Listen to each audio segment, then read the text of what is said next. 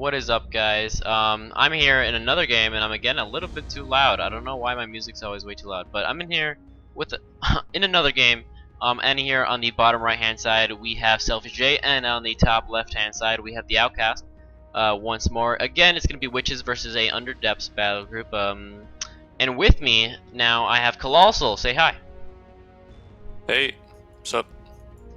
Luckily, I mean for me, okay, well it's over. We're gonna leave. Hopefully they start another one. But luckily for me, we're gonna try to keep watching Selfish J because he is a Forsaken Waste player, and you know who is our main He man. plays witches. No, he's not a Forsaken Waste player. Doesn't count. Doesn't count.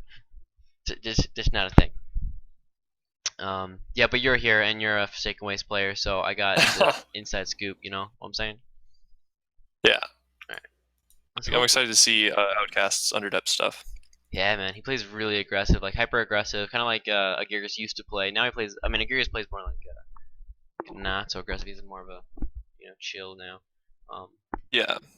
The other thing I like is that Outcast deck is really eclectic. Like he has Minotaurs in there, he's got demons in there. It's really underdepths junk, and that's sort of exciting to see when so many people are playing themes. Is to see like a well constructed, good stuff deck. Exactly. I mean, he takes advantage of Boundless Enthusiasm really well, just because that spell is made for the underdepths, if you know what I'm saying. Which one? Boundless Enthusiasm. Oh yeah. That I mean, thing's quite good. It gives pounce. Like, what does underdepth need? Underdepth needs to get in, and it needs to be able to get out. And it gives you mobility to get out. It gives you pounce to get in, and it gives you homing senses to get in. All right, I'm gonna right now because there's not a game starting. I'm gonna jump in on entropy and psorix because I know entropy is playing hyenas, and hyenas are cool. So we're gonna go. I'm gonna go jump in that. Oh, neat. Is he running them with Dinge or not? No, he's without. Okay. Yeah, no, I played versus him before with my wings deck, and I lost horribly. Like, he just had the, what is it, Instigator? The Hyaenid Instigator, and, you know, a unit with Initiative and Swarm is a very strong unit, I'm not gonna lie. So, yeah. I was flattened, to say the least. Very good. Did they remove Relic Guardian on Guardian of Aratat? Or is he just running Reclaim Relic? That's a good question. I'm gonna go. I'll go research that real quick. Awesome. Yeah, no, I played versus him too. But I won this one because what I did, which was kind of cool, is I played Ancient Implications right before the air attack was at like 1 health, and then he hit me and died. So that worked out well for me. Oh no, he's just running Reclaim Relic. Wow, that's interesting. Yeah. He wants the extra like burst. I don't know, what would you call that? It's not really burst speed. It makes Guardian do more damage because it'll pump him up to like, I don't know. Well, actually, it doesn't make him do that much more damage because you have to lose the relic. But exactly. oh, and the other one's running Relic Guardian. Maybe he's just experimenting. Yeah, that's probably it. But it gets you more speed. It puts him up to an 8 speed dude, which is very strong. Yeah, and it makes him 3 less Nora, which is also, I guess, pretty nice. Yeah. Yeah. But I don't know. He's yeah. If he's split on upgrades, he's probably experimenting, or he has them for particular purposes. But yeah, exactly. I'm really not sure. I mean, it might. You never know. Maybe it's like a relics deck. Maybe he'll take out, you know, like the Skizik machinist and stuff. Maybe he'll get that out. Well, haven't really seen what this is yet. Yeah. There's dragons in it. It's looking like dragons. Yeah. That's my guess. I mean, but he only has like 2 types of units out right now, so it's hard to say. Anyway, oh god. Yeah. Pack leader has battle leader? I didn't know that. Yep. Terrifying. Battle leader. And evasive too. Yeah. He's nice. But he is, I mean, why put Rage Band on Valdak? Valdak's more of a support unit with Cleansing Aura and, you know, Augment Creation and Summon Dragon. Do you think it's a good idea to put Rage Band on him? Yeah, I think it makes sense. It's one of the few ranged dragons in the game, and Rage Band is much better on a ranged unit than it is on a melee unit. So you'll usually see Rage Band put on stuff that has like breath attacks, like Vindrax, or ranged units that have really efficient or like high potential damage output if they have high damage stat. So I think this actually totally makes sense if he's playing dragons, because he's not going to have many other good targets for Rage Band. He did just mess up there, as we saw. He wasn't in the font, so he wasn't able to cap it. So the Hyaenid Dreamcrusher came out, did the 16 damage on the Veldak, and now he's in danger of getting killed. Because, I mean, like we know, Bulwark has the auras on him, so it's 12 damage no matter what. And then if he has one spell, that would be the end of Veldak. He should have been more careful. See, is he able to kill the Veldak with a spell and the auras? I don't think he's gonna have the output on Valdak, but getting him low on life means Valdak's gonna be backing up here. It looks like the Hyenids are in a pretty strong spot. They just have psorix can start chaining them and get out like a transmission relay or something. That'll be very helpful. The water's sort of screwing him over here. Yeah, but that was nice. The Fascinate kind of. Oh, this is gonna be a power turn and see how much dies here. The Fascinate saving. He's trying to focus down the evasive champ, I think, so it might not go super well. Or Bulwark. I mean, 20 damage on Rumbler. I think going for Bulwark is actually the better choice here. I think it's gonna kill no, both. he can just double. Yeah, he can just hit with Rumbler. Yeah, you're right. Wow, he is gonna kill both. So he attacks with Rumbler on the pack leader and then Valdak on the Bulwark. Yeah, cleans up all the Nora glows. That was nice. So quickening is such a strong ability. Yeah, it's really good in the kind of situations you see there, where all of his champions have like just gained their round of AP. Yeah. Or can just barely make a valuable attack, because then it doubles like your effective output. Mobilization, Draconic Benediction, and Quickening are all better in slightly different circumstances. Yeah. And Quickening is best when you have like exactly 3 AP. Exactly 3. On like several different champions. Yeah, Right. exactly 3. Now we're gonna go for the Veldak. Spell. Where's your spell? Avalanche or Lightning Storm, I think. Yeah. To clean him up. It would kill the Guardian Treasure as well. What? I guess not. Echo Chamber. Okay. That's strange. 55 Nora with 4 distract though, but you don't really need distract against this, you know. Well, I guess like you kind of counter the summon Guardian's Treasure, but. And the other thing is it locks down Reclaim Relic on the Guardian of Veritat that could reclaim it, which is kind of neat. And I mean the Cleansing Aura unit also just died, so. Yeah. And now the Rumbler will die? Yep, Scored. I think that was a good peak tactics. It's 25 Nora, but it saves him getting hit by Rumbler for another turn. Yeah, and Rumbler being 20 damage, you don't want to get hit by that. You know what I'm saying? Don't go for the Echo Chamber now, though, or? No, he's going for the Dream Crusher, which makes sense. Yeah. It's obviously not going to be his biggest concern, but it has Dispel and it does some range damage, so he wants to take it out. And the Bulwark has Regen and Tough, which means getting sort of protracted hits with that is not going to be the best thing to do. So I think going after the Dream Crusher is fine. And also he can actually like output consistent damage on it. Yeah, and these Guardians of Eritat will not be taking much damage next turn. Or at least, like, I don't see how they would be, because they're just 4 defense, Sunderland bonus, you know. Put a lot of HP. I'm saying they won't die, you know. I don't think they will. Yeah. I think that's unlikely as well. Theoretically, I think he could set up like a vertical push to kill one. I don't. No, he doesn't have damage for that. But he can set up like Dogpile and start getting a couple triggers of that. But it's really not going to be enough to get through Sunderlands. Yeah. And the Dream Crusher, the Dream Crusher. Yeah, no, you like it's a nice. Well, he decides to do it now right away. But the Dream Crusher is nice, but you know, after his first, you know, double tap with jabs, he gets like his value just drops immensely. Unless you can use Dispel well, but other than that, it's just a little damage. And he's so squishy. This is very true. I think he's vertical pushing the other Guardian of Eritat there for precisely what he's doing here, so that he can safely and comfortably focus down this one. Alright, so he kills the Echo Chamber. He can go for his mobility. Why does he have mobility? That's probably a bug. Yep, that's a bug. He shouldn't have been able to disengage for 1 AP. Not a big deal. Did I miss something? That's weird. Do you maybe Regardless. if maybe after Fascinate you're not like engaged to him anymore or something. That's strange. You know, that could actually be it. Is that Fascinate is removing the engagement trigger? Yeah, exactly. It's actually a good call on what might be causing the bug there, but I don't really think it should technically be doing that. Regardless, that sort of the tornado there is a counterplay to trying to use vertical push as a tempo move. He tries to vertical push it so that he can focus down one and then come and get the other, which is just a way of splitting your opponent's forces. But when he casts Tornado, it means that the vertical push doesn't have the same sort of splitting effect, and psorix can then use his other air attack when it comes back down and essentially clean up here. Yeah. Also, the Awestruck on the Hyaenid Bulwark doing a lot of work. I'm not sure where it in. There was another Dream Crusher, and that did well on the Guardian Treasure because it is a summoned unit. I don't get exactly though, where is Awestruck coming from on the Hyaenid Bulwark? He cast Dragon Fear on it in order to reduce its damage output. Okay, I didn't see that. I was wondering because he was like distracted, but I'm like, where's the Awestruck coming from? Okay, Gucci. Yeah.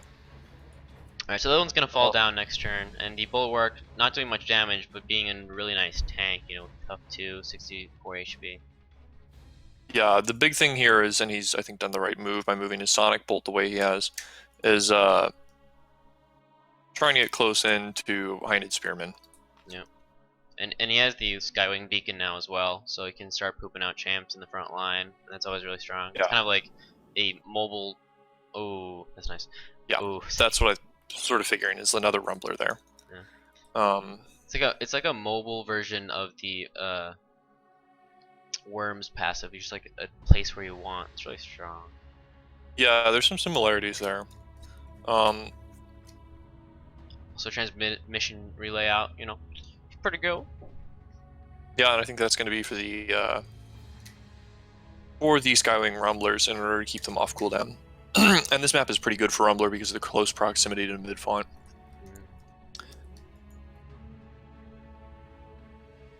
Uses a lot of spells for being a Shatter Peaks user, or like person. Shatter Peaks. Yeah, usually and like, I honestly think it's the wrong play for him. I don't think he should be casting this many spells. I think he should focus more on deploying champions because Underlands works very well in a low resource environment like this. And Rumblers are going to be very high value when your opponent can't focus them down and they can get full damage output. So it's not going to help him out in the long run. And if he keeps trying to sort of trade on spells, I would expect that Sunderlands like Meteor individual champions will eventually grind him down. Yeah, exactly. He needs to get out like more Hyenids like Spearmen and then protect them because dragons have like no range damage output, right? And the big thing is you need melee units to protect your ranged units, and that's where Hyaenid are going to be stronger, but you have to have enough units on the field for that to be viable. So casting spells, bad decision. Yeah. He did throw do Boulder Throw to kill the Guardian Air Tat, the next one. So that was nice. He does now have 3 champions to 2, and one of them being, you know, short-lived, but you know, still going to do a lot of damage in that 6 turn span. Yeah, there's the next Guardian Air Tat. They're just going to keep getting pooped out because of transmission relay, so it's not exactly, you don't really want to keep using spells like you said.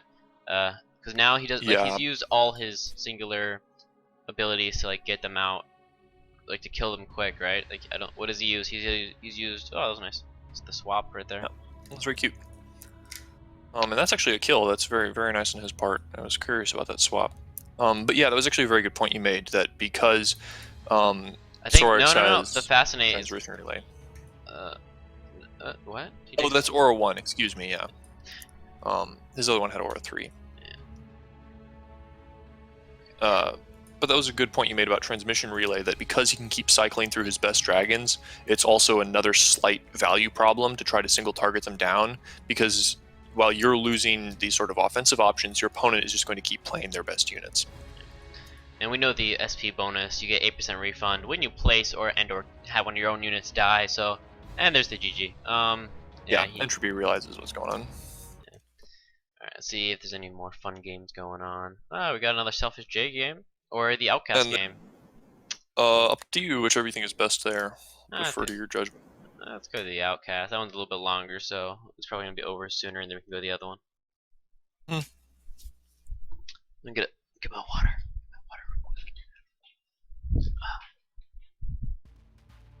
Alright, so Lee Tope from Shinigami World Order playing here on the top left hand side, playing for Swamp, and then bottom right, the Outcast, as we just said. Um, yeah, it's okay. There's another Boundless Enthusiasm, like we know him to love and do.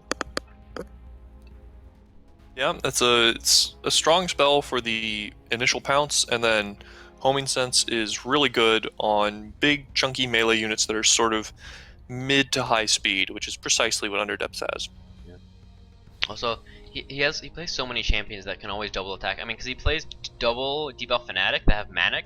So what he'll do is pounce in, attack once, and then Manic, and then it's like 50 damage right there, and then Mindstorm whatever you need to just finish it off. Yeah. He plays a lot of those champions. Or Blood Rage here for the Shoal Demon. Blood Rage, very good ability on these sorts of champions. And I hope Leotope has some sort of stealth champion, because he is pretty far overextended against Underdepths.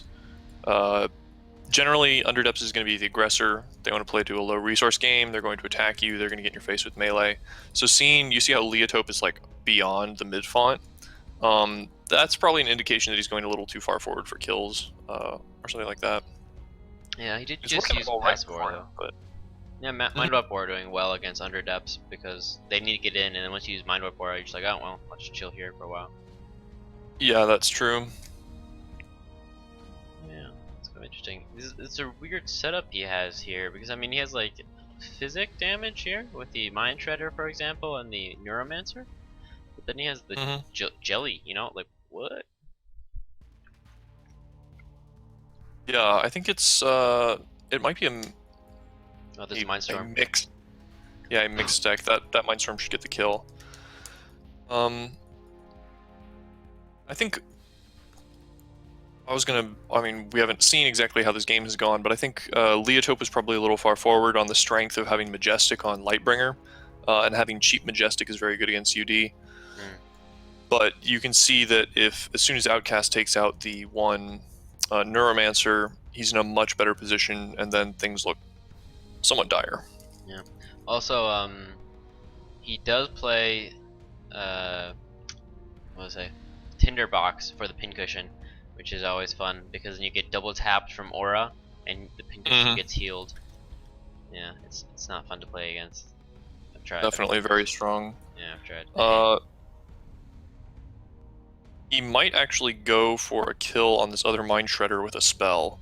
That would be somewhat viable, actually, if he has... Blood Rage should be off cooldown. No, he's just going to go for the Relic. But theoretically, he could have moved in, Blood Rage attack, and cast a spell for the kill. Yeah. But I respect him wanting to keep his champ alive. Maybe get the Norglobe? Maybe. I mean, maybe he doesn't want to move backwards. Yeah, okay. He'll have the AP to be about where he wants to be. Yeah, that's true. And Nora Globes that's like a full font worth of Nora about. And when you have these few fonts on the field, that's pretty important. It's true. It's kind of a funny scenario down there where we have the Lightbringer that doesn't want to attack because he'll just take damage to the face from the damage shield.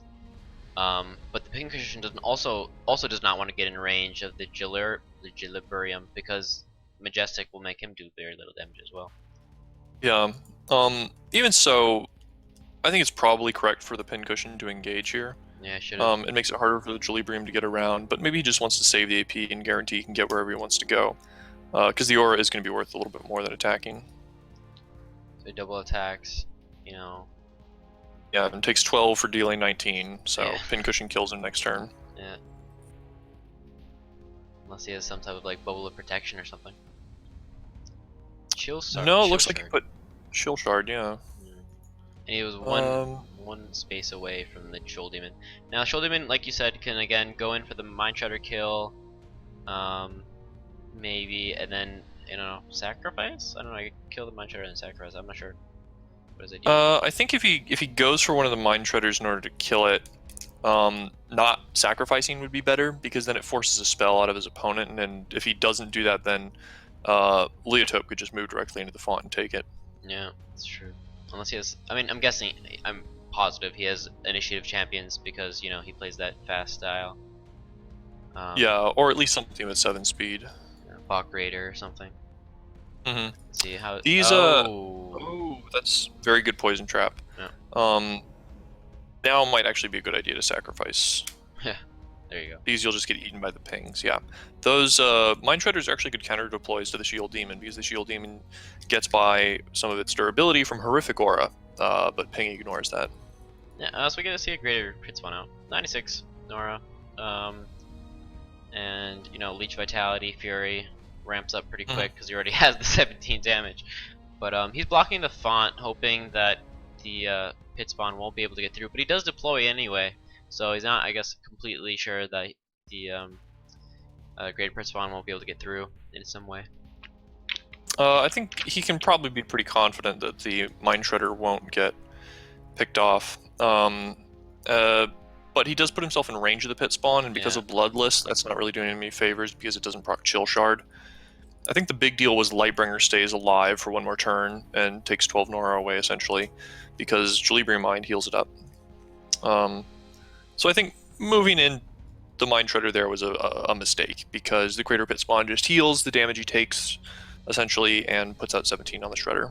Yeah, but he gets the font now, which like he was now I guess he's sure of. So like he kind of baited the attack instead of having the pit spawn go around and place a relic, which I guess he.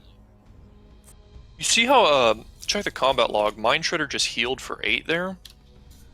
I think Leotope is actually running Cleansing Mist, which, yeah, he's running Cleansing Mist. I don't know what he was trying to predict there. If he just wanted to prevent 8 damage, or if he was worried that Outcast was going to do some sort of status effect, but that's a little bit of a weird play. It's true. But I like this. The poison, you know, poison cloud right in the way, and then he's gonna get double tapped from the Mind Shredders. Kinda cool.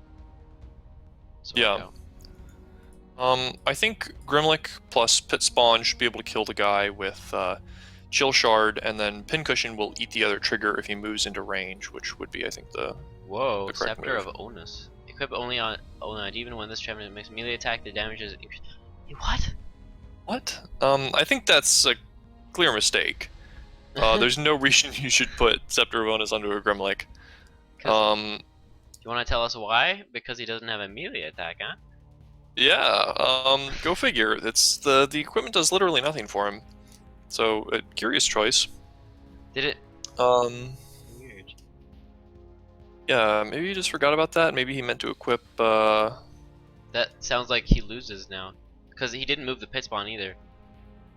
Yeah, the big mistake was not moving in Pincushion. Yeah, pit spawn takes full damage now from the both pings. Yeah. And he could have moved in the Pincushion to absorb one of them, but now it's dead, and Grimlick stunned. Some weird play by the Outcast there. It must have been an accident. I don't know how you can accidentally equip a champ, but he's gonna keep going for it. I mean, he put the tinderbox on the Pincushion, but the slider, you know, healing up for. Ah, it's good. It's good. Now they can't run away from the Pincushion, and they'll die. Yeah. So Pincushion will take 2 pings, but he kills one of the Mind Shredders and essentially dooms the other. Yeah. It should just run as far away as it can. It can still escape. Yeah, it'll take 12 damage, but it'll be able to, yeah, like you said, escape. Maybe he's gonna go for the kill on the Pincushion? Yeah, looks like it. No, that's not a lot of damage. Yeah. And he doesn't have anything for the Spicer to like jump in, like what's it called? What? I think that's what, Soul Seeker. Yeah, but this Spicer isn't running Soul Seeker. Yeah, exactly. And he doesn't want to. So I guess he's just gonna 36 damage to kill the Pincushion. Pincussion's gonna grab the Nora Globe, attack. I'm not sure what else. Oh, look at this. He's taking 36 damage to kill him. That's hilarious. And no, plus the 6. Oh wow, that was hilarious. Gotta love that. Yep, the ping should finish it off though, so he does get the font back. I guess, but they're both gonna die from a fire bomb, you know? Yeah. Well, I don't think they'll both die, but it's gonna be a lot of damage. Well, the X-Spicer's gonna die, maybe not the Mind Shredder. Oh yeah, like X-Spicer is very dead right now. I think he firebombs here. Yeah. And runs. Oh no, he can't. No, I think at this point Outcast just plays another champion, but losing the X-Spicer for the Pincushion kill might not have been the right choice. That's funny. That was a really good what's it called, fire pillar thingy. What's it called? Fiery Ambush. Yeah. Yeah. I think that's prudent. He's Fire Blasting there because otherwise Glowing Slider can heal it back up. Yeah, but he gets the font and like at least one of the Nora globes or two of the Nora globes. Yeah, he's gonna grab two of the Nora globes probably. Unless he plays a 2x2 champ, then he gets 3 of them. Yeah, I think it might actually be best to just leave the Glowing Slider back and play a 2x2 to grab those globes. If he has a 2v2. I mean, most decks run at least one or two of those. Yeah, he also thought the same thing. Oh, he's not even gonna place a champ. Didn't have the Nora for it. That seems that's pretty funny. Poison Trap? Yeah. Okay. Okay. That's I was gonna say. If he's not playing Nora and he's leaving that open to Grimlick, he's probably gonna Poison Trap that. He gets Grimlick in closer. He spends some AP. The smart thing there would have been to predict the Poison Trap because he should have been able to feel that. He saw Poison Trap earlier. He knows Leotope runs them. He could figure out roughly where it was gonna be. I think if it would have been proper to place it one tile further back in the font. That gives you slightly better coverage, and then you could have directly engaged Grimlick. So no, slight positioning error, but not a problem. No, because if he had done that one right. back, he could have placed a relic. Yeah, you're right. Yeah, gets all the Nora globes. And that's correct. Yeah. But a nice pounce now, which is kind of silly. Yep, pounce into Manic, which should hit the Glowing Slider. So if he casts Fire Blast here, yeah, it's all these silly moves, man. I don't know why they're like. He was so greedy for the Nora globes, and now, you know, they're all gonna die. So silly. Yeah.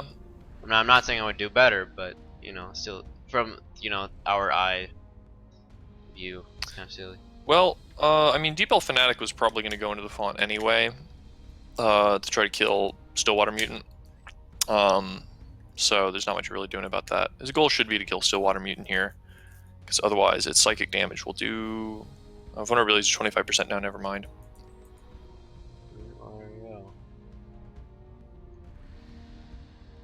Fire Blast, probably. No, I mean, he just oh no, played... he used it. Right. Yeah. And he used Manning Echoes. Whoa, okay, yeah, that's fine. Yeah, so he gets the kill. Oh, Healing Hand? What was that? That looked like another Cleansing Mist. Wow. Alright, so now he needs... Alright, that's good. Gets the Mark of Shoal. Gets a kill on the Fanatic. But he won't get a kill on the Grimlick unless he plays a spell himself. He just played Font Eruption, which is a fair amount of Nora right now. No, it's 55. 50 Nora. Yeah, okay, I was wrong. It's 50. Ooh, okay. Heal. That's pretty brutal. Yeah. But he needs to kill that Fanatic this turn to get the font. Yeah, because Grimlick is still ensnared. Not anymore though, so we're good. So it might have not been the best idea. Maybe. Oh my gosh. He runs 2 poison traps, and he predicted he was going to the left too. That's pretty insane. Yeah. To get the Nora globes. That's a situation where maybe he should have put it one back. Yeah. Although I guess the coverage would have been about the same on the left side. Yeah, but it's pretty insane. He predicted he would go to the left. It's pretty cool. How do you know? Psychology. Or Left right. feels like it's closer to the font. Yeah, I meant right. Or going up. Yeah, upright up. feels like it's closer to the enemy, closer to the font. So if his opponent's going to be aggressive, that's the way to go. Yeah, exactly. That or the Nora globes, because he was like, oh, who we wouldn't want to go for these Nora globes? Tasty, tasty. You know what I'm saying? But it was weird for him to put the Fauna Restoration in front of him like he did, because now, or because of that, he wasn't able to like directly move toward the Grimlick, if he wanted to. But you know, it worked out for him anyway.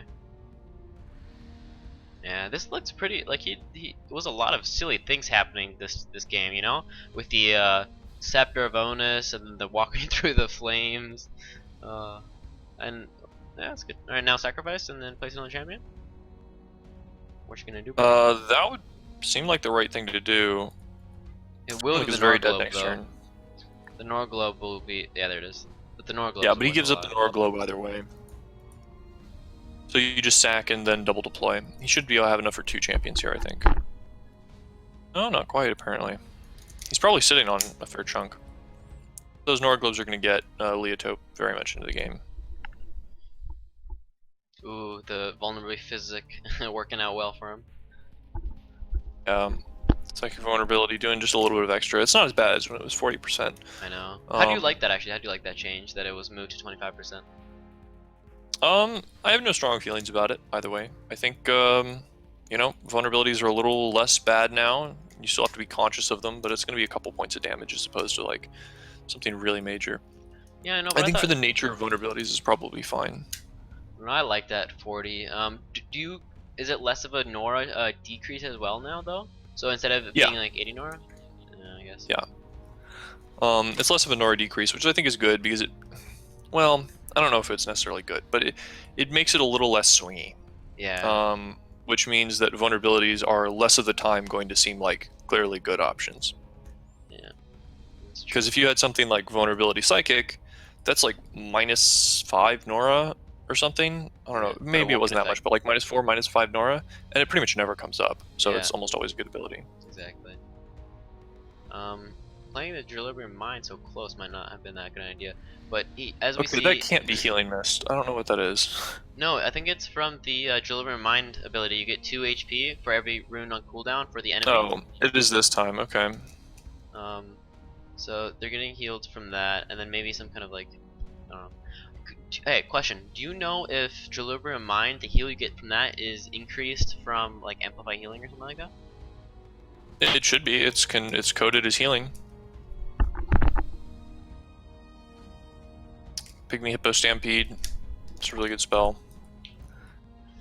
Yeah, it should be affected by Amplify Healing. I mean, there are like 2 sources of Amplify Healing in the game, and you probably don't want to use them with Equilibrium, but yeah, it should be. It'd be kind of cool though, because I mean, if you get healed for 6 a turn, normally with Equilibrium Mind, like that's what you get as an average, I'd assume.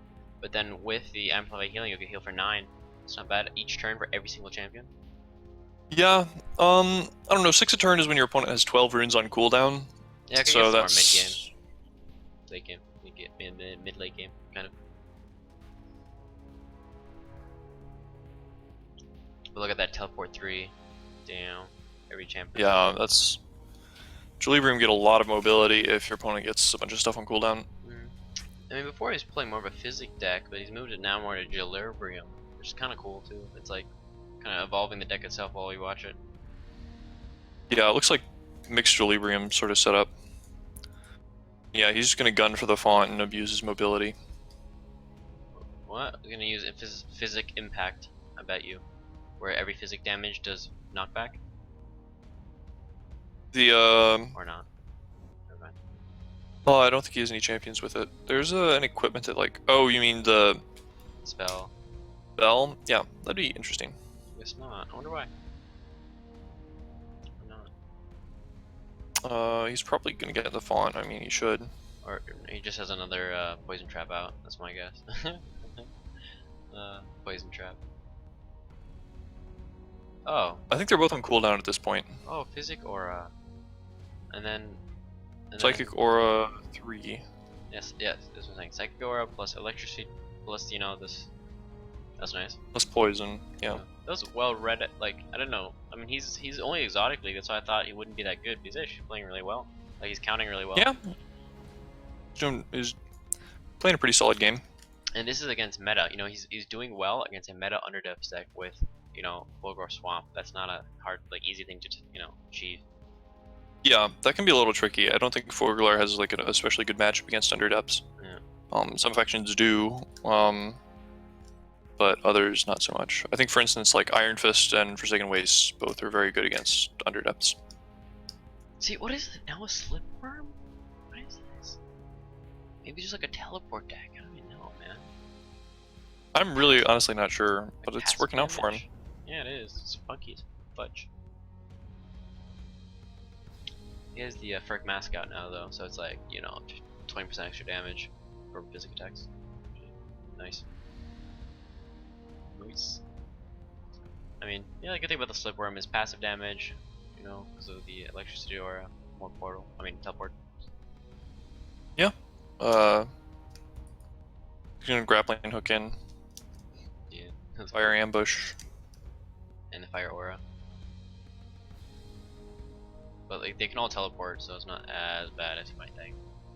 Yeah, ambush is very good against decks with lots of melee champions.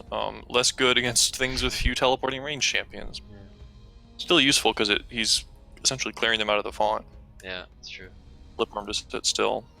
Wondering if he's gonna leave the slipworm there, or if he's gonna teleport him out as well. Shield shard. I think he either leaves it or moves it and drops a relic. I think Grisham will die from aura. And then he can just move in the sky color and maybe attack the fawn or something. Or chain lightning.